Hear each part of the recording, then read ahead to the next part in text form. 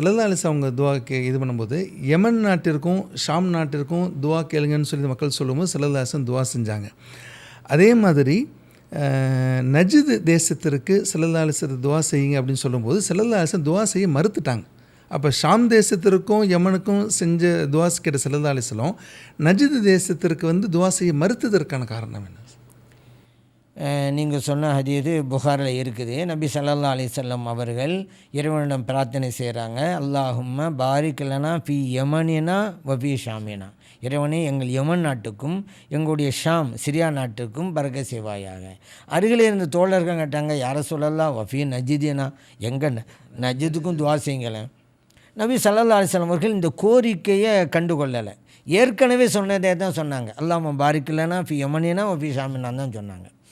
மறுபடியும் இந்த தோழர்கள் வேண்டு வைக்கிறாங்க, யார சொல்லலாம் வஃபி நஜிதினா, எங்கள் நஜிது பகுதிக்கும் இப்படி பரக்க துவா செய்யுங்களேன்.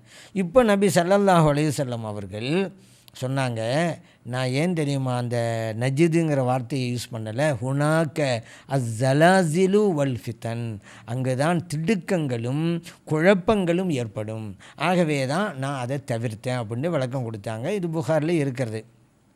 இதுக்கு பல விளக்கங்கள்.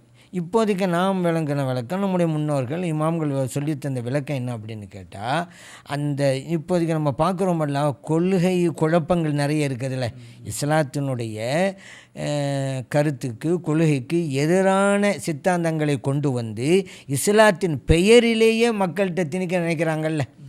அவங்களுடைய சித்தாந்தம் வந்து இஸ்லாம் எதிரானது, ஆனால் அந்த எதிரானதை குர்ஆன் ஹதீஸ் அப்படின்னு சொல்லி அது திணிக்க நினைக்கிறான் பாருங்கள். இந்த தவறான கருத்துக்கு வித்திட்டது அந்த பகுதி தான். ஏன்னா அங்கே தான் முஹம்மது இப்னு அப்துல் வஹாபுங்கிறவர் பிறக்கிறார் நஜிதில். இன்றைக்கு ரியாது, சவுதியினுடைய தலைநகர் ரியாது இருக்குது, அதுதான் நஜிது. இப்போ அங்கே தான் அவர் பிறக்கிறார்.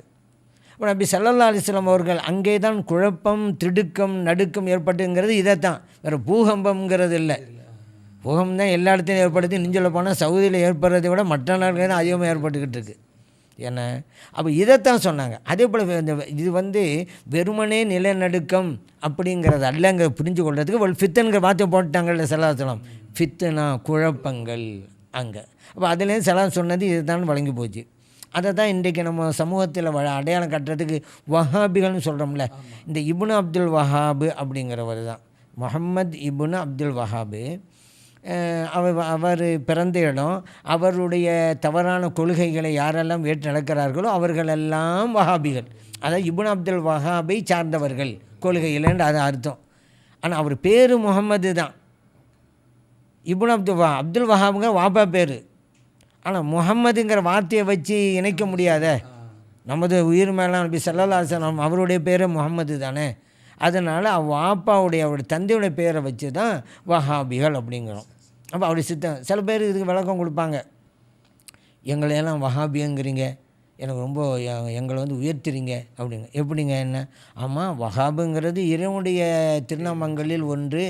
எங்களையெல்லாம் வஹாபின்னு சொன்னால் நாங்களாம் இறைவனை சார்ந்த ஒன்று தானே சொல்கிறீங்க அப்படின்ட்டு ஒரு விளக்கம் கொடுப்பாங்க. வியாக்கியானம் கொடுப்பான்னு வேணால் சொல்லலாம், இது விளக்கம் இல்லை.